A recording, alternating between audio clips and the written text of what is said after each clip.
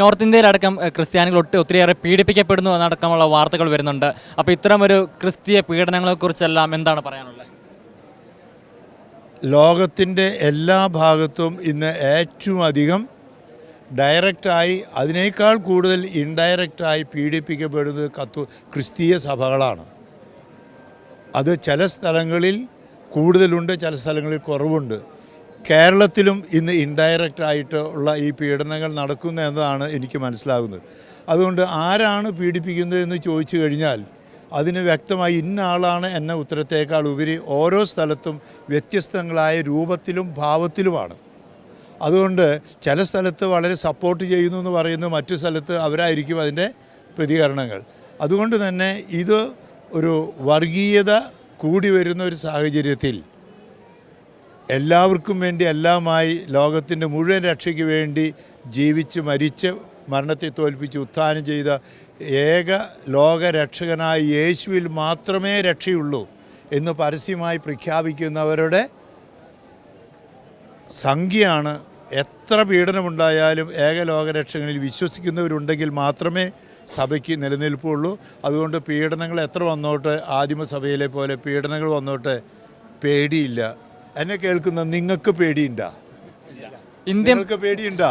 ഇല്ലെങ്കിൽ വചനത്തിൻ്റെ വാള് പിടിച്ചോ, തോമസ് ഏട് കുന്തവും പിടിച്ചോ. പിതാവെ, ഇന്ത്യൻ പ്രധാനമന്ത്രിയായിട്ടൊരു കൂടിക്കാഴ്ചയുണ്ട്. ഇന്ത്യയുടെ ബിഷപ്സ് കൗൺസിലിൻ്റെ പ്രസിഡന്റ് എന്ന നിലയിൽ അങ്ങ് പ്രധാനമന്ത്രിയായിട്ടുള്ള കൂടിക്കാഴ്ചയ്ക്ക് പോകുമ്പോൾ അതോടൊപ്പം ഇന്ത്യയിലെ ക്രൈസ്തവർ അനുഭവിക്കുന്ന പീഡനങ്ങളും പ്രശ്നങ്ങളും പ്രധാനമന്ത്രിയുമായിട്ട് പങ്കുവയ്ക്കുമോ? ഞാൻ നേരിട്ട് പ്രധാനമന്ത്രിയെ കണ്ട് ഇന്ത്യയുടെ ക്രൈസ്തവരുടെ കാര്യങ്ങളെല്ലാം നേരത്തെ തന്നെ പറഞ്ഞിട്ടുണ്ട്. ഇവിടുത്തെ വിവിധങ്ങളായ പ്രശ്നങ്ങളും അവതരിപ്പിച്ചിട്ടുണ്ട്.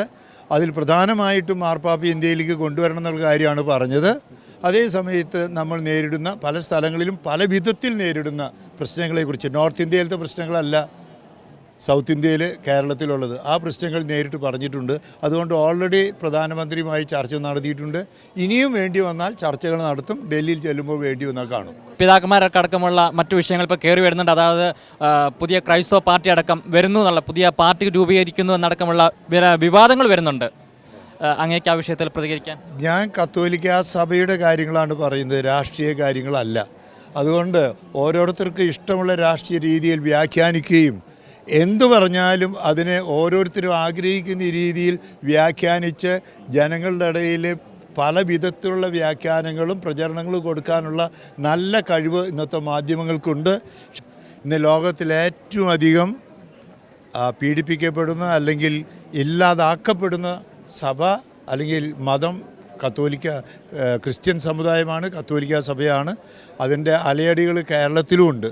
അതുകൊണ്ട് തന്നെ സഭയ്ക്ക് വേണ്ടി, മിഷന് വേണ്ടി, യേശുവിന് വേണ്ടി മരിക്കാൻ തയ്യാറുള്ളവരുണ്ടോ എന്നുള്ളൊരു ചോദ്യത്തിന് പത്രോസ് എഫേസ്യർക്ക് എഴുതിയ ലേഖനത്തിൽ പറഞ്ഞ വചനമാകുന്ന വാളും സഭയുടെ ശക്തിയാകുന്ന ആത്മാവാകുന്ന ഈ കുന്തവും കൊണ്ട് നമുക്കിറങ്ങാം. തോമാശ്രീകാര് ചൈതന്യത്തിൽ കുന്തം പിടിക്കുന്നു, പൗലോസിൻ്റെ വാളും പിടിക്കുന്നു.